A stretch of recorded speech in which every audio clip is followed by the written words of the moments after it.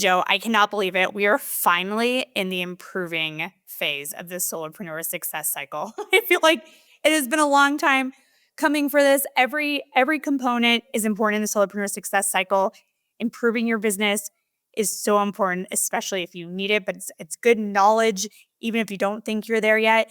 So let's kick off today. Let's talk about refining and reimagining your business as it relates to improving your business in that phase of the Solopreneur Success Cycle. Cool. Yeah. So last time we talked about documenting the issues, right?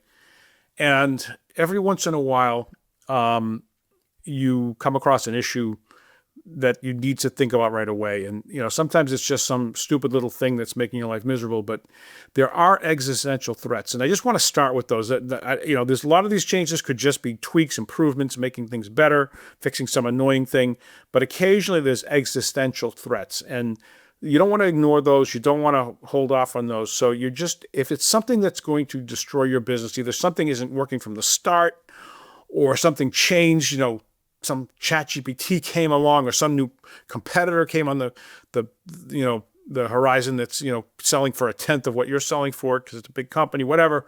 If you find yourself with one of these, you don't really want to be thinking about the tweaks. I mean, obvious to say that, but it's just important. So just first and foremost, if there's an existential threat, tackle that first, ignore everything else. Moving on from that, we have identified kind of what we call the 7 failure modes of solopreneurs, things that these may not be existential, but they may be things that just, are making the business fail in the context of not serving your life, right? So when we talk about successful solopreneur businesses, we're not talking about, 7-figure solopreneurs. We're talking about businesses that serve your life and your goals. So there's different ways they can fail. I'd just like to walk through those. I think it's important. So sometimes things happen where, the business is fine, but you've changed. We have people that come along and say, I've been doing this for 7 years. I want to do something else. And, they just have a change of what they need. So you need to keep that in mind. That can be something that's wrong with your business. It's not really wrong with your business, but it's no longer serving you. So these failure modes, as I said, there's 7. I'm going to just walk through them briefly. And the first one is misalignment, right? It might just be something isn't quite right about what you have to do, what you're doing in your business and what you want. And that can lead to burnout. So you want to look at a business and say, hey, I'm bored or I don't have any enthusiasm. There's probably something about your business that's not really matching your needs. So keep an eye for that. And you'll know. It's not like you'll be surprised from it. You will have this feeling that things are off. Yeah. I'm not. I don't know if anybody else. You've had a job, or I had a business that morphed into something I didn't want to run, and it was. You don't want to go to work. You're just not excited, and it's not like now I get up like, I get to do this, because I love what I'm doing. Failure mode 2 is overload, right? So you're working too hard, right? And that's an obvious one. You're just putting in too many hours a day, can't get all the work done. There's no time for strategy. Maybe your health's suffering, those kinds of things.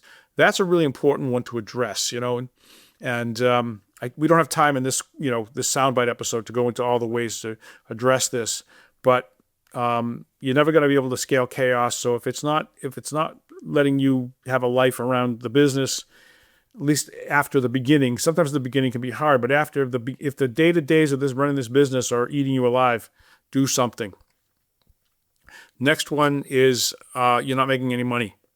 So everything's great in terms of, you like the business, this is happening, but you're either not getting customers or the customers aren't profitable enough to pay the bills, and you're not making enough money to survive. Obviously, an important one to address. Lots of ways to do that. As I said, we're just going to cover the concepts here. All the other stuff is in the book, or, if you join us over at Lifestar, we get into all this stuff. Failure mode 4 is external risks. So a real good one of those recently was ChatGPT, and a lot of people that are freelancers are like, what am I going to do now if ChatGPT is a pretty good copywriter, for example? What am I going to do if, as a copywriter? And there are ways to get around this. It can be things like, you got kicked out of you have a big following on Instagram and you get your account gets suspended. There's lots of different things externally that can come along and mess you up, and you didn't do anything wrong. So the next one is stagnation, right? The business was growing and all of a sudden it just starts to stagnate. You know, it's not growing the way you wanted it to, or it's getting to the point where you start to feel like you're going to start losing customers. It feels stale. That's something that you need to worry about. Failure mode 6 is execution failure, right? You're not delivering properly. It's not going the way it should in terms of the product, the results that you're delivering to your client, right? And this is on you, right? You've got all these ideas, but you're not putting something out there that's actually working for your customers. And that's obviously a real problem. That's And the then, whole overpromise underdeliver syndrome. yeah, don't do that. Absolutely. And then, the last one that we've identified is psychological barriers, right? You're not doing things that you know you should be doing. You're avoiding, going out and trying to generate leads and doing the prospecting, or you're not charging enough, even though you know you should be charging more. Overthinking or feeling isolated, these kinds of things that can come up and kind of, these psychological barriers to you doing what you kind of know you should do. And those are the kinds of things that you really need to think about. Now, none of these are quick fixes, but all of them are things that you can address if you understand first and foremost what the problem is. And it makes it so much easier to think about solutions when you know what the issue is. So, try to figure that out, and you'll be much, much closer to a solution to the problem once you can at least name the problem. And in the next episode, we're going to be talking about deciding which changes to make. So listeners, be sure to stay tuned for that. But for this episode, thank you so much for tuning in. As always, leave that 5-star review for real. Share this episode with a friend and subscribe on your favorite podcast platform. And we'll see you next time on the Aspiring Solopreneur.